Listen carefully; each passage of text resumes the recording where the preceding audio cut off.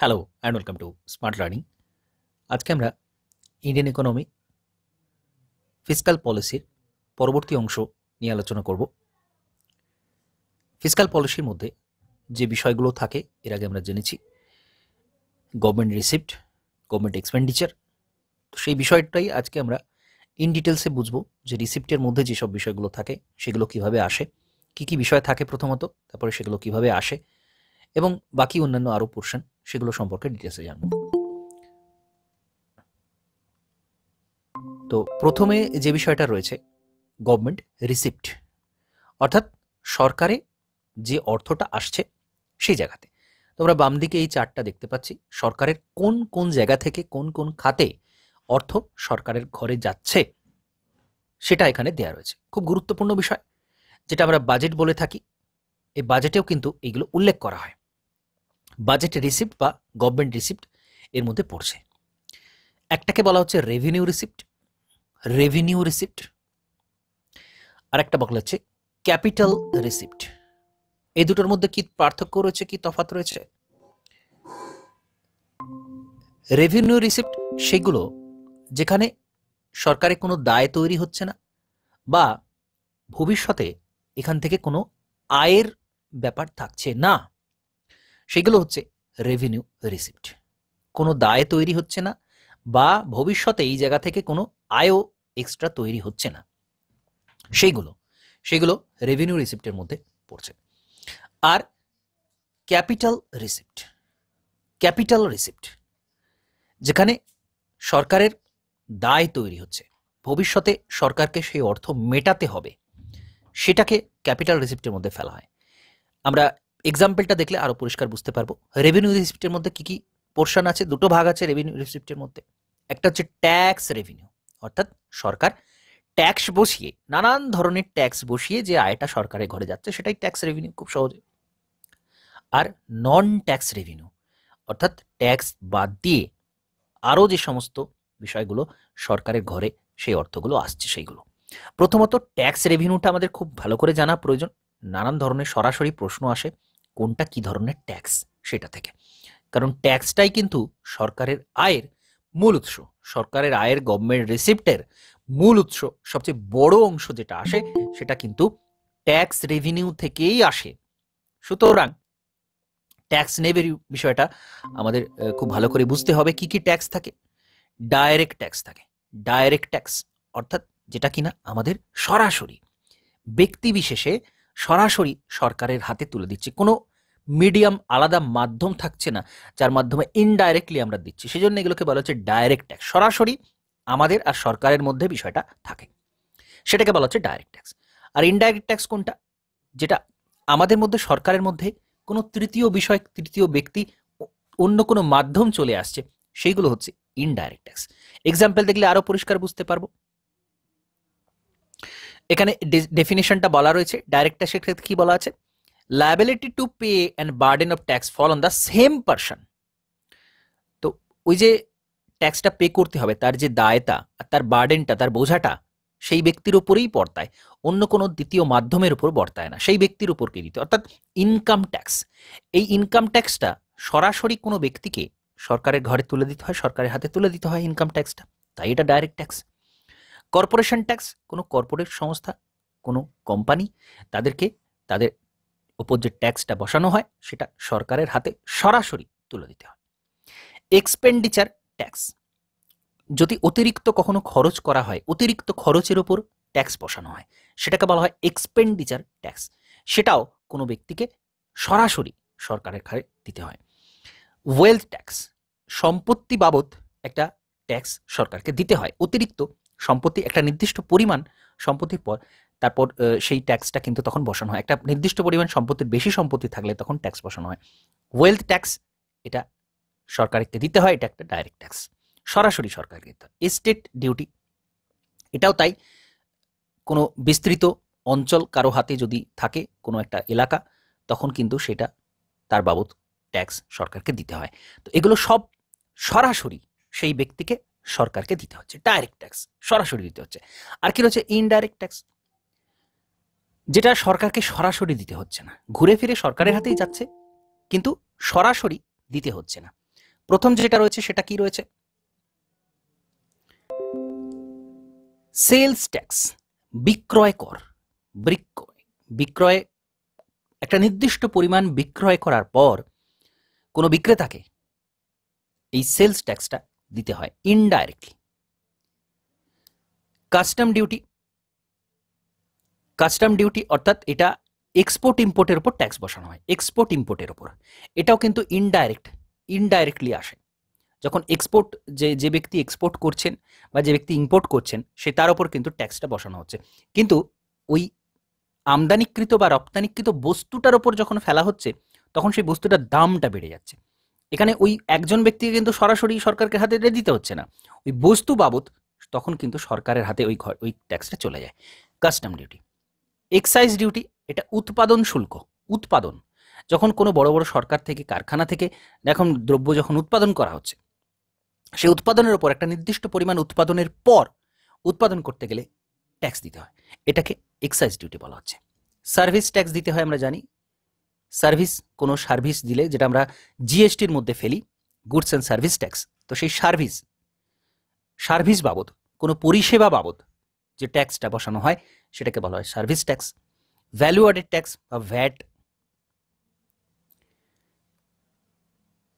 পরপর একটা দ্রব্য যখন একটা হাত থেকে অন্য হাতে হস্তান্তরিত হয়, যদিও এই ভ্যালু অ্যাডেড ট্যাক্স বা ভ্যাট এটা কিন্তু জিএসটির আন্ডারে সাবসিম হয়ে গেছে, জিএসটির আন্ডারে অনেক ট্যাক্স কিন্তু একসাথে হয়ে গিয়েছে। বর্তমানে অন্য ট্যাক্সগুলো অ্যাবলিশ হয়ে গেছে, অনেক ট্যাক্স অ্যাবলিশ হয়ে গেছে, এখন আর সেই ট্যাক্সগুলো নেই, সব জিএসটির আন্ডারে চলে এসেছে। তো জিএসটি নিজে একটা ইনডাইরেক্ট ট্যাক্স, তো সেটা সেই জন্য সমস্ত এই ইনডাইরেক্ট ট্যাক্সগুলো আসছে। তো খুব সাধারণভাবে আমাদের খুব এখানে আলাদা করে কিছু মনে রাখার বিষয় নেই, ট্যাক্সের বিষয়টা জানলে সেটা কি ধরনের ট্যাক্স বা সেটা কিভাবে বসানো হচ্ছে কোন দ্রব্যের উপর সেটা জানলেই কিন্তু সেটা ডাইরেক্ট না ইনডাইরেক্ট আমরা খুব সহজে বলে দিতে পারি। তো এইভাবে আমরা ট্যাক্স রেভিনিউটাকে বলতে পারি। এরপর হচ্ছে নন ট্যাক্স রেভিনিউ, অর্থাৎ ট্যাক্স ছাড়াও আরও অন্য সরকার কিভাবে আয় করছে সেটা দেখব। ইন্টারেস্ট রিসিপ্ট, সরকার থেকে বিভিন্ন যে ধার করা হয়, সরকার থেকে যদি কিছু বড় করা হয় বা সরকার যদি কোথাও ইনভেস্ট করে থাকে সেই জায়গাতে সে ইন্টারেস্ট পাবে, সে তার অর্থ অন্য কোনো ব্যাংকে জমা রাখতে পারে, সেখান থেকে ইন্টারেস্ট পাবে, বিদেশের ব্যাংক হতে পারে বা আরবিআই হতে পারে। তো যেখানেই সরকার ইনভেস্ট করেছে সেখান থেকে সে ইন্টারেস্ট পাবে, সেটা সরকারের একটা রেভিনিউ আসছে ঘরে, সরকারের একটা আয়। প্রফিট অ্যান্ড ডিভিডেন্ড, প্রফিট সরাসরি যে জায়গা থেকে সরকারের যে নিজস্ব সংস্থাগুলো রয়েছে, সেল ভেল নানা রকম যে কোম্পানি রয়েছে সরকারের, সেখান থেকে প্রফিট হয়। আর ডিভিডেন্ড যাদের শেয়ার থাকে, শেয়ার বাবদ সরকার যেখানে যেখানে শেয়ার আছে সেই শেয়ার বাবদ যে প্রফিটটা হয় যেটাকে ডিভিডেন্ড বলা হয় সেটা পাবে সরকার, সেটাও নন ট্যাক্স রেভিনিউ, সেটাও সরকারের একটা আয়, কিন্তু ট্যাক্স বাবদ নয়। ফিজ অ্যান্ড ফাইন, সরকারকে বিভিন্ন জায়গাতে ফিজ দিতে হয়, সরকার বিভিন্ন জায়গায় ফাইন বসায়, সেগুলো সরকারের আয়। এক্সটার্নাল গ্র্যান্ট, বাইরে থেকে নানা রকম দেশ থেকে বিভিন্ন সময় সাহায্য করা হয়, সেটাও সরকারের আয়। Special assistant or taxes, special assistant আলাদা করে নতুন করে যখন কিছু ট্যাক্স ছাড়াও আরও যে সমস্ত এক্সট্রা ইনকাম করা হচ্ছে সেইগুলো সব এই নন ট্যাক্স রেভিনিউর মধ্যে আসছে। সুতরাং এই রেভিনিউ রিসিপ্টটা খুব গুরুত্বপূর্ণ। রেভিনিউ রিসিপ্টের প্রথমেই যে বিষয়টা বলেছিলাম সেটা আরও বেশি গুরুত্বপূর্ণ, যে এখানে সরকারের কোনো দায় তৈরি হচ্ছে না বা এখান থেকে ভবিষ্যতে কিন্তু এখান থেকে কোনো আয়ের রাস্তাও নেই। ইনকাম ট্যাক্স সরকারের ঘরে সরাসরি চলে গেল, সরকারের হাতে সরাসরি চলে এলো, ভবিষ্যতে সেই ইনকাম ট্যাক্স থেকে তো আর কোনো আয় আসছে না। এটা ক্যাপিটাল রিসিপ্টটা দেখলে আমরা বুঝতে পারবো যে ক্যাপিটাল রিসিপ্ট কোনগুলো। Loan recovery, disinvestment. Loan recovery, যখন লোন যেটা নেওয়া হয়েছিল সরকারের থেকে সেটা যখন সরকার ফেরত পাচ্ছে সেটা চলে আসছে এর মধ্যে। ডিসইনভেস্টমেন্ট, যেটা আমরা বলি বেসরকারীকরণের একটা টাইপ। সরকার, ধরা যাক একটা কোম্পানি যেখানে সরকারের আগে 100% সরকারের হাতে ছিল, সরকারের শেয়ার ছিল 100%, কিন্তু সরকার মনে করলো যে আমি 10% শেয়ার বাজারে ছেড়ে দেবো, আমার কাছে 90% রাখবো, বাকি 10% বাজারে ছেড়ে দেবো। এই যে বিষয়টা, এটাকে বলা হয় ডিসইনভেস্টমেন্ট, অর্থাৎ ইনভেস্টমেন্টের বিপরীত। ইনভেস্টমেন্ট করেছিল আগে, প্রথমে 100% ইনভেস্টমেন্ট করেছিল, 10% ছেড়ে দিচ্ছে, ডিসইনভেস্টমেন্ট করে দিচ্ছে। আমরা এটাকে ছোট করে বেসরকারীকরণ বলতে পারি, কিন্তু অ্যাকচুয়ালি প্রাইভেটাইজেশন এটা নয়। যেমনটা ঠিক এলআইসির ক্ষেত্রে সরকার বলেছে, এলআইসির ক্ষেত্রে ঠিক এই জিনিসটাই বলেছে সরকার, যে 100% এখন সরকারের হাতে রয়েছে, কিন্তু 10% সে মার্কেটে ছাড়বে। মার্কেটে ছাড়লে কি হবে, এখানে প্রচুর লোক আছে যারা এই 10% কেনার জন্য ইনভেস্ট করবে, 10%র আরও অনেক ভাগ ভাগ থাকবে, সেখানে সেগুলো কেনার জন্য লোক ইনভেস্ট করবে, তাহলে সরকারের হাতে কিন্তু অর্থ আসবে, কারণ ওই অর্থটা সরকার নিয়ে নেবে। তো ডিসইনভেস্টমেন্টের মধ্যে যে অর্থটা আসছে সেটা কিন্তু ক্যাপিটাল রিসিপ্টের মধ্যে পড়ছে, ক্যাপিটাল রিসিপ্টের মধ্যে পড়ছে। আর কি রয়েছে, বরোয়িং। বরোয়িং, সরকার বিদেশ থেকে, বাইরে থেকে বা দেশ থেকে যখন টাকা তুলছে, সাধারণ মানুষের কাছে বন্ড ছাড়তে পারে সরকার, বা বিদেশের কাছেও বন্ড ছাড়তে পারে, বা অন্য কোনো মাধ্যমে ধার নিতে পারে, ঋণ নিতে পারে, যেটাকে বলা হচ্ছে বড় করা। এটাও ক্যাপিটাল রিসিপ্টের মধ্যে পড়ছে। তো এগুলো সব আমরা যদি দেখি, এখানে দেখব বরোয়িংয়ের ক্ষেত্রে সরকারের একটা দায় তৈরি হচ্ছে, ডিসইনভেস্টমেন্টের ক্ষেত্রে সরকারের ভবিষ্যতে আয় আসছে, লোন রিকভারির ক্ষেত্রেও আয় আসছে, প্রভিডেন্ট ফান্ড এটাও সরকারকে মেটাতে হচ্ছে ভবিষ্যতে। প্রভিডেন্ট ফান্ড যেটা সাধারণ মানুষের অর্থ, যেটা সরকারের খাতে চায়, সরকারের কাছে জমা রাখে, যেটা আমরা দেখলাম পাবলিক অ্যাকাউন্টে গিয়ে জমা হচ্ছে, এর আগের দিন আমরা দেখেছি প্রভিডেন্ট ফান্ডটা পাবলিক অ্যাকাউন্টের একটা অংশ। তো সেটাও ক্যাপিটাল রিসিপ্ট সরকারের হাতে আসছে এবং সরকারকে সেটা পরে ফেরত দিতে হবে, তা সেটা সরকারের দায়। তো কোনো না কোনো দায় বা ভবিষ্যতে কোনো আয়ের উৎস, এরকম এগুলোকে সব আমরা বলছি ক্যাপিটাল রিসিপ্ট। আর রেভিনিউ রিসিপ্ট সেগুলো যেখানে না কোনো দায় তৈরি হচ্ছে, না ভবিষ্যতে সেখান থেকে ইনকাম হতে পারে। তো এই যে ডিভিশনটা খুব গুরুত্বপূর্ণ ডিভিশন, অনেক কিছু বলা আছে এখানে, ডাইরেক্ট ইনডাইরেক্ট ট্যাক্সের কথা বলা রয়েছে, কোনটা ডাইরেক্ট ট্যাক্স কোনটা ইনডাইরেক্ট ট্যাক্স সেটা বলা রয়েছে, কোনটা ট্যাক্স রেভিনিউ কোনটা নন ট্যাক্স রেভিনিউ বলা আছে, কোনটা ক্যাপিটাল রিসিপ্ট কোনটা রেভিনিউ রিসিপ্ট বলা আছে। এখন প্রশ্ন যখন দেওয়া হবে তখন কিন্তু কনফিউজ করার জন্য এই কোনটা ইনডাইরেক্ট ট্যাক্স কোনটা ডাইরেক্ট ট্যাক্সের মধ্যে পড়ে, কোনটা ইনডাইরেক্ট, সরাসরি প্রশ্ন আসে, প্রিলিমসেও প্রচুর প্রশ্ন আসে, মেন্সেও প্রচুর প্রশ্ন এই জায়গা থেকে আসে। এখানে ইন ডিটেলসে বলা রয়েছে revenue receipt which neither create any liability nor cause any reduction in the asset of the government, অর্থাৎ যেটা কিনা কোনো দায় তৈরি করছে না। রেভিনিউ রিসিপ্ট সেটাই যেটা নাইদার ক্রিয়েট এনি লায়াবিলিটি, কোনো দায় তৈরি করছে, অর্থাৎ সরকারকে ভবিষ্যতে এখান থেকে তাকে সরকারকে আর ওইটা দেখাতে ভবিষ্যতে কোনো পে করতে হবে না, তার কোনো আর দায় নেই। আর কোনো রকম তার অ্যাসেটটা রিডাকশনও হচ্ছে না, তার অ্যাসেট, সরকারের অ্যাসেটটা কমছেও না, এরকম যা কিছু আছে সেগুলোকে সব বলা হবে রেভিনিউ রিসিপ্ট। তো আমরা এক্সাম্পল দেখেছি, এখানে আমরা আর ডিটেলসে যাচ্ছি না, এর আগে আমি বলেওছি এই বিষয়টা নিয়ে। তো এখানে এইটা বলা আছে দুটো বেসিক কন্ডিশন থাকছে, সেটা রেভিনিউ রিসিপ্ট হতে গেলে প্রথমত কোনো লায়াবিলিটি তৈরি হচ্ছে না, কোনো দায় তৈরি হচ্ছে না, সরকারকে ভবিষ্যতে কোনো টাকা মেটানোর বিষয় আসছে না এখানে, আর কোনো অ্যাসেটও কমছে না, সরকারের কোনো অ্যাসেট রিডাকশনও হচ্ছে না, কমছেও না। তো এই দুটো বৈশিষ্ট্য এখানে থাকছে। ক্যাপিটাল রিসিপ্ট আর রেভিনিউ রিসিপ্টের মধ্যে পার্থক্যটা এখানে বলা রয়েছে আবারও, এখানে আমরা দেখতে পাচ্ছি, যেটা আমরা এইমাত্র বললাম, আমরা খুব পরিষ্কারভাবে বোঝার জন্য আরেকবার দেখে নেব কি মিনিং রয়েছে capital receipt. Capital receipt are the income generated from investment and financing activity of the business. তো ইনভেস্টমেন্টের ক্ষেত্রে আসে, ক্যাপিটাল রিসিপ্টের ক্ষেত্রে কি হয়, এটা ইনভেস্টমেন্টের ক্ষেত্রে বিরাট বড় কাজে লাগে, ইনভেস্টমেন্ট যেটা ভবিষ্যতে এখান থেকে আয় তৈরি হতে পারে। Revenue receipt income generated from the operating activities of the business, business করতে গেলে, বিজনেস অপারেট করতে গেলে যে সমস্ত বিষয় আসে সেগুলো কিন্তু রেভিনিউ রিসিপ্টের মধ্যে আসে। যেমন ওই ইনকাম ট্যাক্স বা এরকম ধরনের যে রিসিপ্টগুলো আমরা দেখলাম, এগুলো বিজনেস চালু রাখার জন্য এই সমস্ত বিষয়গুলো করতে হয়। নন রেকারিং, এটা recurring term, capital receipt long term হয়, রেভিনিউ রিসিপ্ট শর্ট টার্ম হয়। ব্যালেন্স শিটে দেখাতে হয়, এটা ইনকাম স্টেটমেন্টে দিতে হয় রেভিনিউ রিসিপ্টটা। রিসিপ্ট সোর্স অফ ইনকাম এখানে রয়েছে, বা এটা রেভিনিউ রিসিপ্টটা ইনকামের ক্ষেত্রে হয়। অ্যাসেট লায়াবিলিটি, এই যে দায়ের বিষয়টা, decrease the value of asset or increase the value of liability, দায় তৈরি হয় বা অ্যাসেট ভ্যালুটা এখানে কমে যায়, আর এখানে ইনক্রিজ হতে পারে বা ডিক্রিজ হতে পারে। অ্যাসেট বা লায়াবিলিটির ক্ষেত্রে এটা হতে পারে। তো এভাবে ডিভিশনগুলো করা হয়। মূল বিষয় যেটা ডেফিনেশন থেকে যেটা পাওয়া যাচ্ছে এটাই মনে রাখার বিষয়, যে সরকারের এক্ষেত্রে কোনো দায় তৈরি হচ্ছে না, রেভিনিউ রিসিপ্টের ক্ষেত্রে কোনো দায় তৈরি হচ্ছে না, বা কোনো অ্যাসেটটা তার কমেও যাচ্ছে না। এটা হচ্ছে রেভিনিউ রিসিপ্ট। আর সবচেয়ে গুরুত্বপূর্ণ যেটা ডাইরেক্ট ইনডাইরেক্ট ট্যাক্সের পার্থক্য, এটা কিন্তু খুবই গুরুত্বপূর্ণ। বারবার প্রশ্ন আসে, 2021-এর প্রিলিমসেও কিন্তু ডাইরেক্ট ইনডাইরেক্ট ট্যাক্স থেকে প্রশ্ন এসেছিল। ডাইরেক্ট ট্যাক্স কাকে বলা হবে? যেটা সরাসরি সরকারের ঘরে দিতে হচ্ছে। এখানে বিভিন্ন বস্তুর ওপর বিভিন্ন ইনডাইরেক্ট ট্যাক্সগুলো বসানো হয়। ইনসিডেন্ট, এটা ওই ব্যক্তির ওপরেই এফেক্ট ফেলে সরাসরি, ডাইরেক্ট ট্যাক্সের যে ব্যক্তি দিচ্ছে সেই ব্যক্তিকে সরাসরি এফেক্ট ফেলে।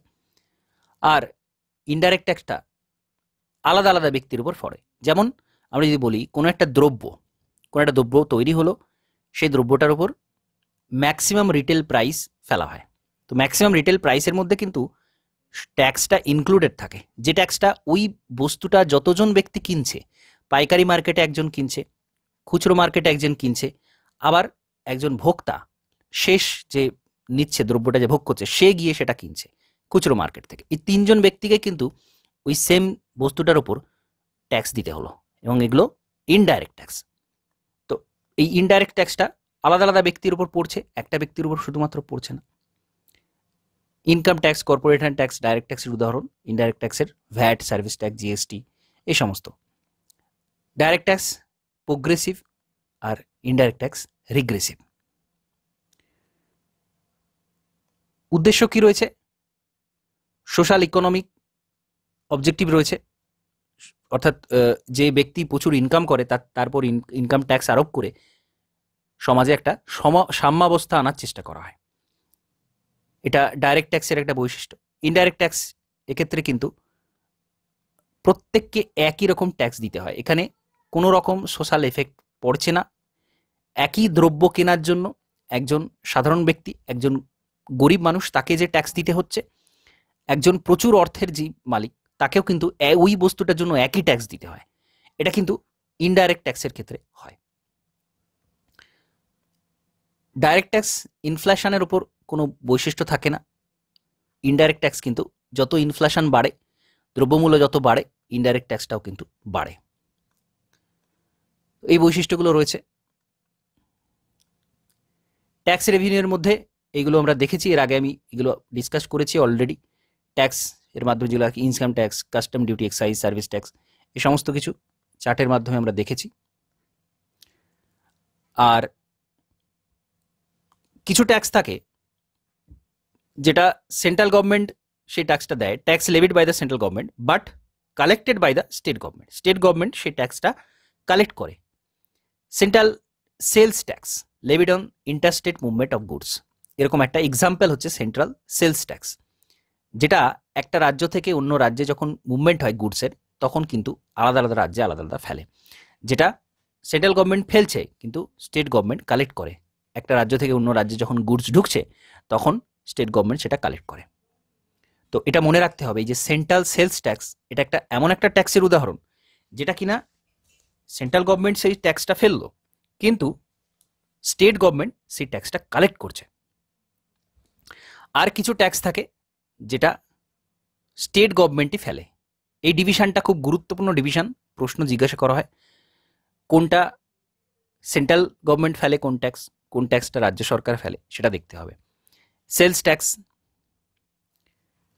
অক্ট্রয়, municipal tax, road tax, entertainment tax, agriculture tax, এগুলো কিন্তু রাজ্য সরকার ফেলে। রাজ্য সরকারের ট্যাক্স, এটা সরাসরি রাজ্য সরকারের ঘরে যায়।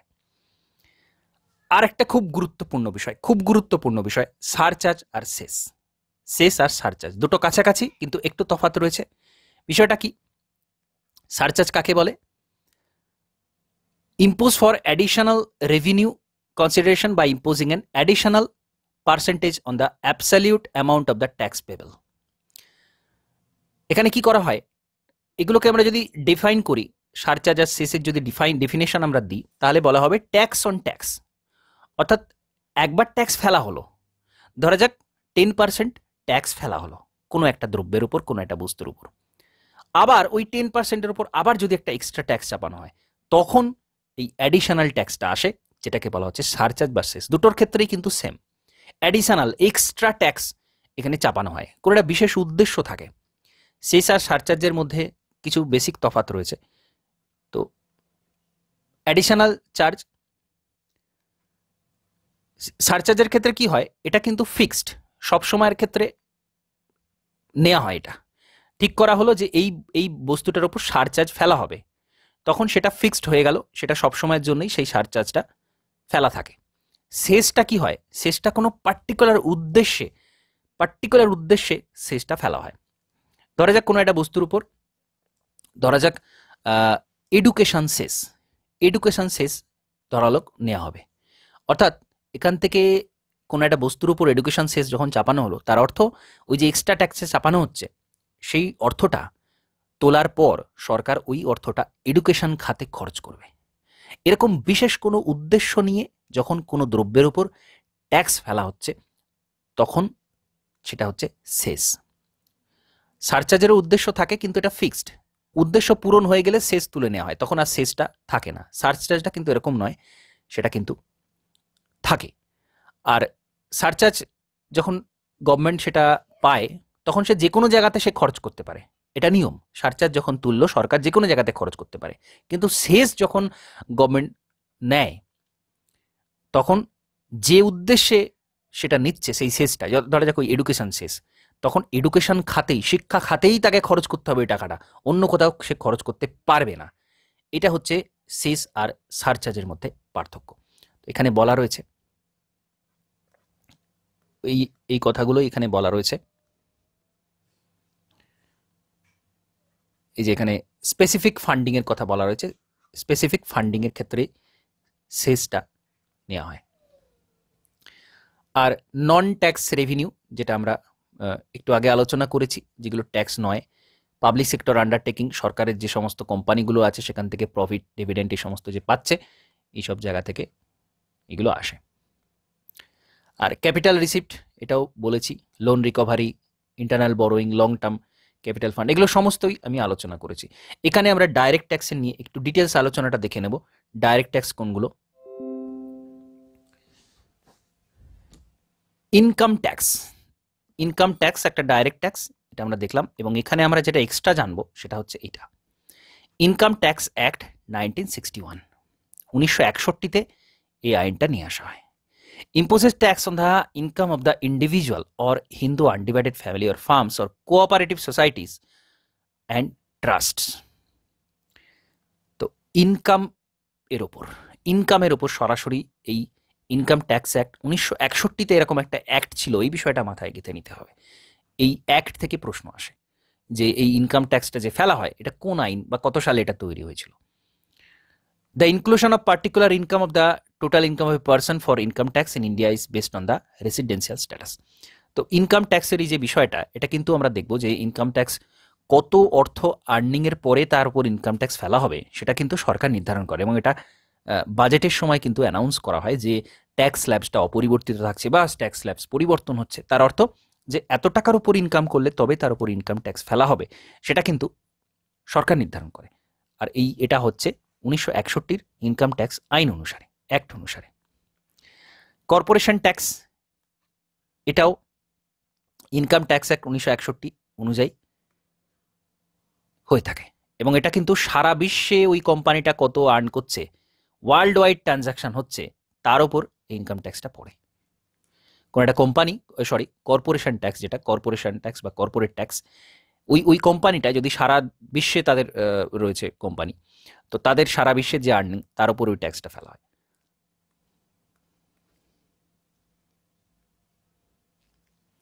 মিনিমাম অল্টারনেট ট্যাক্স, এটা কখন হয়?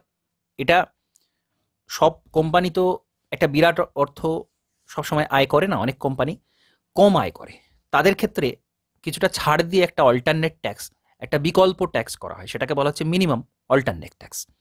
যেখানে জিরো ট্যাক্স পেইং কোম্পানি যারা রয়েছে তাদের জন্য এটা তৈরি করা হয়েছে, মিনিমাম অ্যামাউন্টের একটা ট্যাক্স গভর্নমেন্টকে তাদের দিতে হয়। তো বিভিন্ন সময় এটা কমানো বাড়ানো হয়, ফাইন্যান্স অ্যাক্ট 1987 হেন তেন অনেক পার্সেন্টেজ আছে, এইসব পার্সেন্টেজ মনে রাখার প্রয়োজন নেই। মিনিমাম অল্টারনেটিভ ট্যাক্স দিতে হয় কাদের? যেসব কোম্পানি সরকারকে কর্পোরেট ট্যাক্স পে করে না, সরাসরি কর্পোরেট ট্যাক্স পে করে না, তাদের জন্য একটা ন্যূনতম অল্প একটা পার্সেন্টেজ করা থাকে, সেটা তাদের বিভিন্ন সময় নেওয়া হয়। এটা বিভিন্ন সময় পরিবর্তন হয়, নানান সময় পরিবর্তন হয়, সুতরাং পার্সেন্টেজ এখানে মনে রাখার কোনো প্রয়োজন নেই।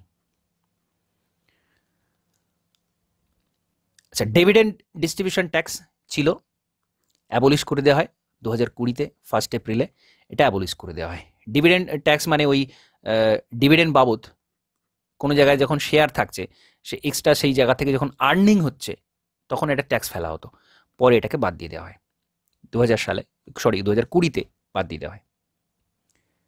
সিকিউরিটি ট্রানজাকশন ট্যাক্স, স্টক এক্সচেঞ্জে যখন শেয়ার কেনা বেচা হয়, হস্তান্তরিত হয়, যখন শেয়ার, একটা কোম্পানির শেয়ার একজন কিনে রেখেছে, তার মনে হলো সে সেটা বিক্রি করবে, বিক্রি করে দিল একজনকে, তো এই হস্তান্তর করার সময় তো একটা ট্যাক্স ফেলা হয়, যেটাকে বলা হচ্ছে সিকিউরিটি ট্রানজাকশন ট্যাক্স। ট্রানজাকশন মানেই তাই হস্তান্তর হচ্ছে, তো সিকিউরিটি যখন হস্তান্তর হচ্ছে, অর্থাৎ ওই শেয়ার যখন হস্তান্তর হচ্ছে, তখন সিকিউরিটি ট্রানজাকশন ট্যাক্সটা ফেলা হয়। তো এটা 2004 সালে ইন্ট্রোডিউস করা হয়েছিল, যেটাকে ক্যাপিটাল গেইন ট্যাক্সও বলা হয়। প্রফিট যেগুলো আর্ন করছে এর মাধ্যমে, শেয়ারের মাধ্যমে, এটাই হচ্ছে সিকিউরিটি ট্রানজাকশন ট্যাক্স। তো খুব সিম্পলি এটা মনে রাখতে হবে, যখন এটা হস্তান্তর হচ্ছে, একটা শেয়ার একজন ব্যক্তির হাত থেকে অন্যজন ব্যক্তি নিচ্ছে, তখন যে ট্যাক্সটা ফেলা হচ্ছে সেটাকে বলা হচ্ছে সিকিউরিটি ট্রানজাকশন ট্যাক্স। তো এগুলো কিন্তু যা দেখলাম আমরা এইমাত্র সব ডাইরেক্ট ট্যাক্সের আন্ডারে ছিল। এবার ইনডাইরেক্ট ট্যাক্স, যেটা সবচেয়ে গুরুত্বপূর্ণ, জিএসটি। এর আগে যেটা বললাম যে ম্যাক্সিমাম ট্যাক্স সমস্ত জিএসটির মধ্যেই চলে এসেছে। তো জিএসটি জার্নি এখানে বলা রয়েছে। জিএসটি বহুদিন থেকে ইম্পোজ করার কথা চলেছিল, কিন্তু সেটা সম্ভব হয়নি বিভিন্ন কারণে। সরকার সবসময়তে মেজরিটিতে ছিল না, যে বিল পাস হবে এরকম পরিস্থিতি ছিল না, কিন্তু পরে এটা পাস হয় 2017 থেকে, এটা 1 জুলাই থেকে এটা কিন্তু ইম্পোজ করা হচ্ছে। তো খুবই গুরুত্বপূর্ণ, এটা 2017-তে 1 জুলাই এটা ইন্ট্রোডিউস হচ্ছে, খুব গুরুত্বপূর্ণ। 2017 1 জুলাই জিএসটি ইন্ট্রোডিউস হচ্ছে। ডেস্টিনেশন বেসড ট্যাক্স, অর্থাৎ শেষে ট্যাক্সটা দিতে হচ্ছে। কনজাম্পশন বেসড ট্যাক্স, যারা ভোক্তা তাদেরকে এই ট্যাক্সটা পে করতে হচ্ছে। তারা যে গুডস পাচ্ছে, তারা যে দ্রব্য পাচ্ছে, বা তারা যে পরিষেবা পাচ্ছে, সেই বাবদ এই ট্যাক্সটা দেওয়া হচ্ছে, ফেলতে হচ্ছে। এটা 101তম সংবিধান সংশোধনী এবং 122তম সংবিধান সংশোধনী বিল ছিল, এটা মনে রাখতে হবে। এটা যদিও পলিটির প্রশ্ন, যে জিএসটিটা যে ইনস্টিটিউট হলো, এটা কততম সংবিধান সংশোধনীতে হয়েছিল? 101তম সংবিধান সংশোধনী ছিল, এবং 122তম সংবিধান সংশোধনী বিল এটা ছিল। এবং জিএসটি কাউন্সিল রয়েছে, এই জিএসটি কাউন্সিল কিন্তু জিএসটিটাকে নিয়ন্ত্রণ করে, অর্থাৎ জিএসটি ট্যাক্সের পার্সেন্টেজ কেমন হবে, বা নানান রকম যে বিষয়, কোনটা জিএসটির মধ্যে থাকবে, কোনটা থাকবে না, এগুলো সব জিএসটি কাউন্সিল নির্ধারণ করে। এবং এখানে অ্যাক্ট বলা রয়েছে কোন কোন আর্টিকেলে, আর্টিকেল 246 রে, আর্টিকেল 269 রে, 279 রে, এগুলোতে সমস্ত জিএসটির কথা বলা রয়েছে। এবং জিএসটি 3টে টাইপের হয়, সিজিএসটি, এসজিএসটি এবং আইজিএসটি। সিজিএসটি অর্থাৎ central goods and service tax, CGST. State goods and service tax, রাজ্যের যেটা, এসজিএসটি। এবং integrated goods and service tax, IGST. Central goods and service tax, যেটা শুধুমাত্র intrastate trade of good and service, অর্থাৎ যখন একটা রাজ্য থেকে অন্য রাজ্যে যখন যাচ্ছে, তখন এইটা central goods and service tax, সিজিএসটিটা ফেলা হচ্ছে। এটা সেন্ট্রাল গভর্নমেন্ট এর আন্ডারে পড়ছে। সেন্ট্রাল এক্সাইজ ডিউটি, অর্থাৎ উৎপাদন শুল্ক, এবং service tax, sales tax, excise duty, এগুলো সব এর মধ্যে পড়ছে, সিজিএসটির মধ্যে পড়ছে।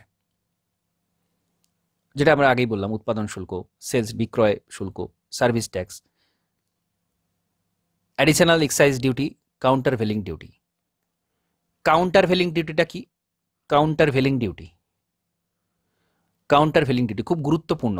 ট্যাক্স থেকে যে সমস্ত প্রশ্ন আসে কাউন্টার ভেলিং ডিউটি জিজ্ঞাসা করা হয়। কাউন্টার ভেলিং ডিউটি হচ্ছে কাউন্টার করা হচ্ছে, অর্থাৎ মোকাবিলা করা হচ্ছে, প্রতিদ্বন্দ্বিতা করা হচ্ছে। বিষয়টা কি? কোনো একটা দেশে কোনো একটা দ্রব্যের দাম, ধরা যাক চীনে ধরা যাক চীন একটা মোবাইল আমাদের দেশে বিক্রি করছে, চীনে উৎপাদন হচ্ছে, আমাদের দেশে বিক্রি হচ্ছে, এরকম একটা মোবাইল।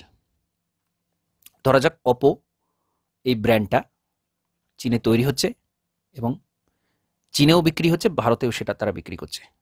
তো চীন এরকম করলো যে তাদের দেশে ওই মোবাইলের দামটা রাখলো 20,000 টাকা, ভারতে সেটার দাম রাখলো 10,000 টাকা। তো এটা বলা হয় ড্যাম্পিং, এটাকে বলা হয় ড্যাম্পিং। অর্থাৎ কোনো দেশে বাজার ধরার জন্য সেই দেশে কম দামে বস্তুটাকে ছাড়া, নিজের দেশে দামটা ঠিক রাখা, বেশি রাখা, অন্য দেশে কম দামে ছেড়ে দেয়, যাতে করে সেই দেশের মার্কেটটাকে ধরা যায়। এটাকে ড্যাম্পিং বলা হয়, ডাম্পিং। তো ডাব্লিউটিও, ওয়ার্ল্ড ট্রেড অর্গানাইজেশন অনুসারে এই ডাম্পিংটা কিন্তু করা যায় না।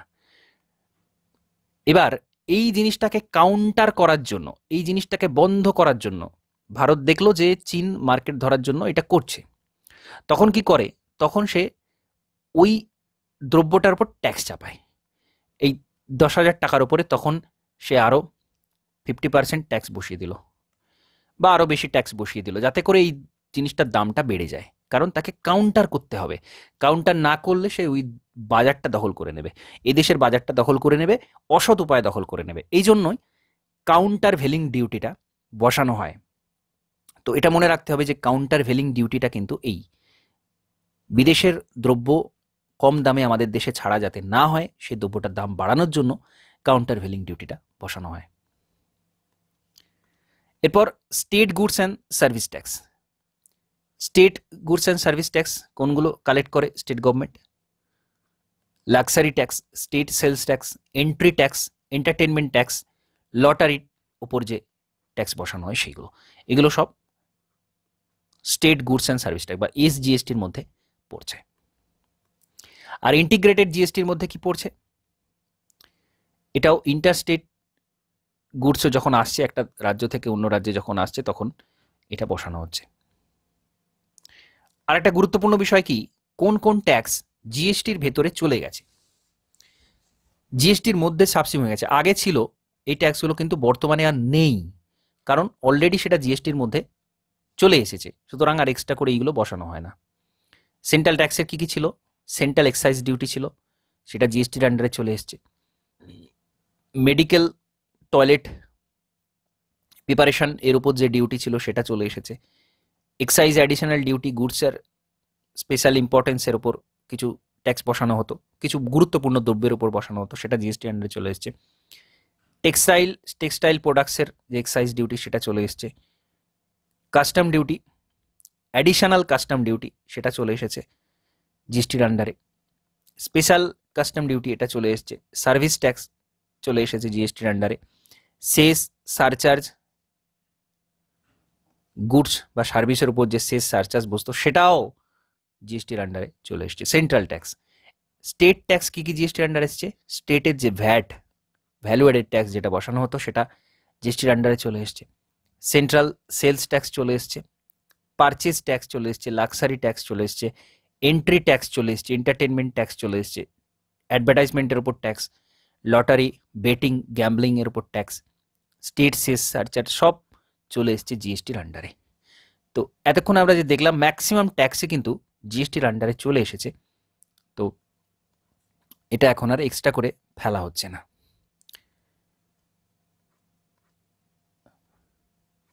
তো এতক্ষণ পর্যন্ত আমি যতটা বললাম, এতক্ষণ পর্যন্ত যা যা বলেছি খুব গুরুত্বপূর্ণ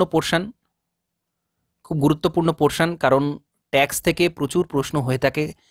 ডাইরেক্ট ইনডাইরেক্ট ট্যাক্স তো জিজ্ঞাসা করাই হয়, তার সাথে সাথে আরও বিভিন্ন রকম রিলেটেড বিষয় নিয়ে এখানে কিন্তু জিজ্ঞাসা করা হয়। তো খুব গুরুত্বপূর্ণ বিষয়ে ফিসক্যাল পলিসি হোক বা বাজেটের ক্ষেত্রে হোক, এই সমস্ত জায়গা থেকে প্রচুর প্রশ্ন হয়ে থাকে।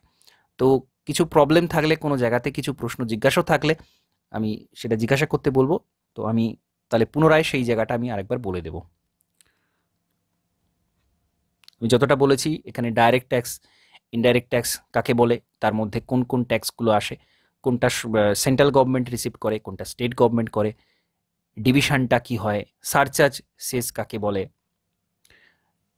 বা এই ট্যাক্সগুলো কবে কি অ্যাক্টের মাধ্যমে এই ট্যাক্সগুলো নেওয়া হয়, ইনডাইরেক্ট ট্যাক্স বা জিএসটির মধ্যে কি আসছে কি আসছে না, এই সমস্ত বিষয়ে স্টেট জিএসটি, আইজিএসটি বা ইন্টিগ্রেটেড জিএসটি, এই যে পোর্শনগুলো ছিল, এইগুলো কিছু অসুবিধা থাকলে আমি আরেকবার বলে দেবো। হ্যাঁ,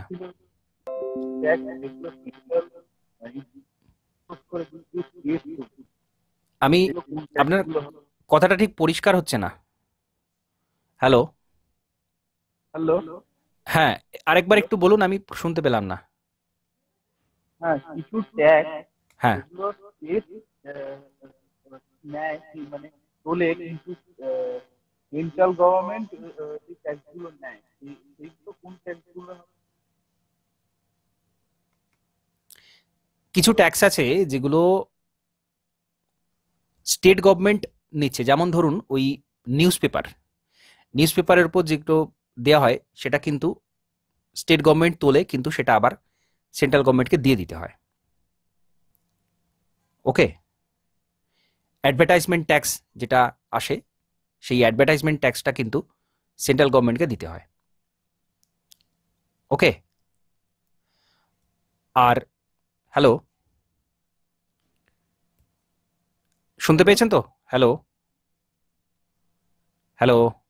না স্যার, আমার নেটওয়ার্ক একটু হ্যাঁ সমস্যা হ্যাঁ, হচ্ছে, কিছু আমি একটা বুঝতে প্রবলেম হচ্ছে। পারছি না। হ্যাঁ, ওই যে নিউজ পেপারের উপর যে অ্যাডভার্টাইজমেন্ট ট্যাক্স যেটা আসে, ওই অ্যাডভার্টাইজমেন্ট ট্যাক্সটা স্টেট গভর্নমেন্ট কালেক্ট করে, কিন্তু ওটা আবার সেন্ট্রাল গভর্নমেন্টকে পে করতে হয়, মানে সেন্ট্রাল গভর্নমেন্টকে ওটা দিয়ে দিতে হয়। এখন তার মানে এই নয় যে ওটা আর স্টেট একদমই পাচ্ছে না, কারণ ফাইন্যান্স কমিশন যেটা বসানো হয়, ফাইন্যান্স কমিশন কিন্তু আবার ওই যে ট্যাক্সটা, তার একটা পার্সেন্টেজ কিন্তু স্টেট গভর্নমেন্টগুলোকে আবার দিতে বলে। তো আমাদের যদি এরকম প্রশ্ন করা হয় যে কোন ট্যাক্সটা স্টেট গভর্নমেন্ট কালেক্ট করছে কিন্তু আবার সেন্ট্রাল গভর্নমেন্টকে দিয়ে দিতে হচ্ছে, তখন কিন্তু আমরা বলবো এটা যে নিউজ পেপারের উপর যে অ্যাডভার্টাইজমেন্ট যে ট্যাক্সটা, সেটা কিন্তু স্টেট গভর্নমেন্ট কালেক্ট করে আবার সেন্ট্রাল গভর্নমেন্টকে কিন্তু দিয়ে দিতে হয়।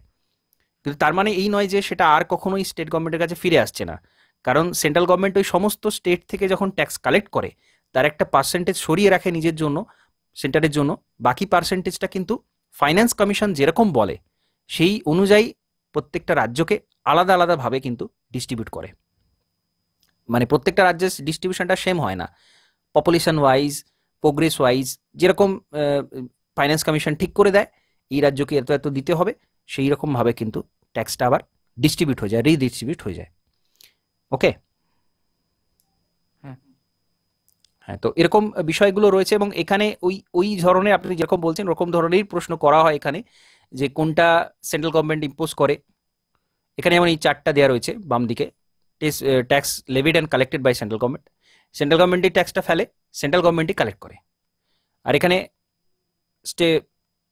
সেন্ট্রাল গভর্নমেন্ট গ্রহণ করছে কিন্তু কালেক্ট করছে স্টেট গভর্নমেন্ট।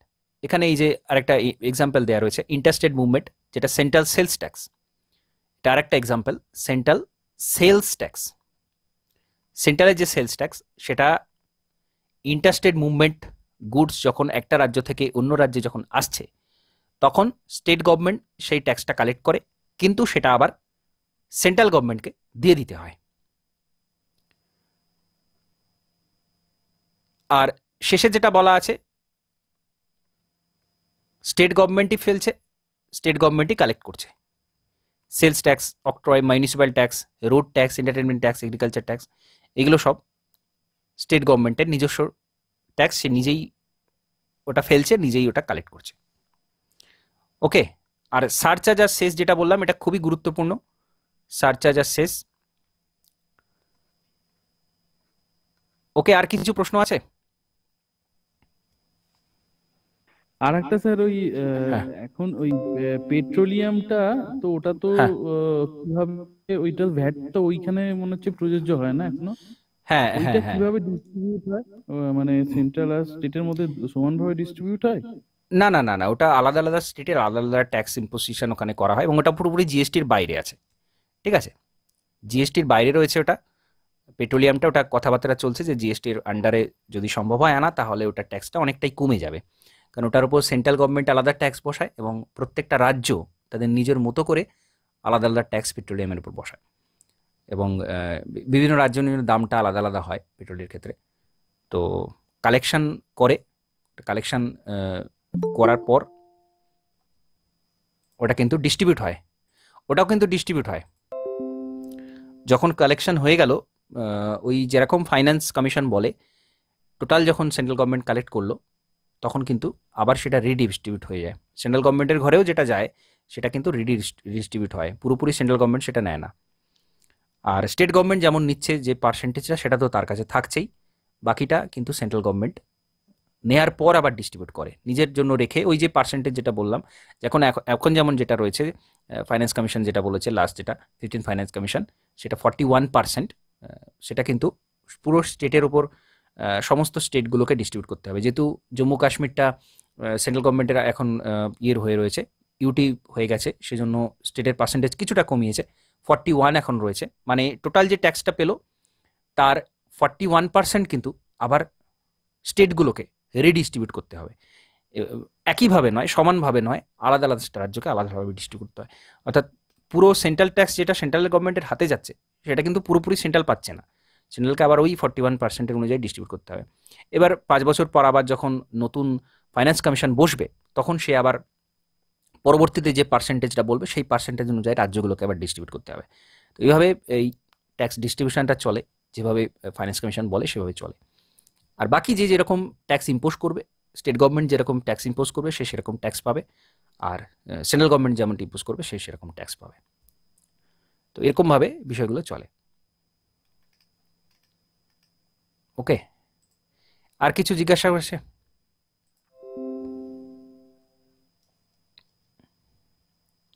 এর আগে আমি একটা ছোট করে নোটস দিয়েছিলাম প্রত্যেকটার উপর, যেটা ওই বেসিক যে টার্মসগুলো, বেসিক টার্মসের উপর একটা ছোট শর্ট নোটস দিয়েছিলাম। ওইটাতে কিন্তু অনেক মানে শুধুমাত্র আইডিয়াগুলো দেওয়া রয়েছে, এত ডিটেলসে দেওয়া নেই, শুধুমাত্র যেগুলো প্রয়োজন সেখানেগুলো দেওয়া রয়েছে। তো ফার্স্ট টাইম ওটা দেখে, ওটা আমি আগেও পড়িয়েছিলাম, ওটা দেখে তারপর এটা দেখলে আর একটু সুবিধা হবে। ওকে, বা রিভিশনের সুবিধার জন্য ওটা খুবই ভালো। ঠিক আছে, আজকের এখানে কমপ্লিট করব। আর কিছু প্রশ্ন থাকলে আমি জিজ্ঞাসা করতে বলবো, তাহলে আমি সেশনটা কমপ্লিট করব। ওকে,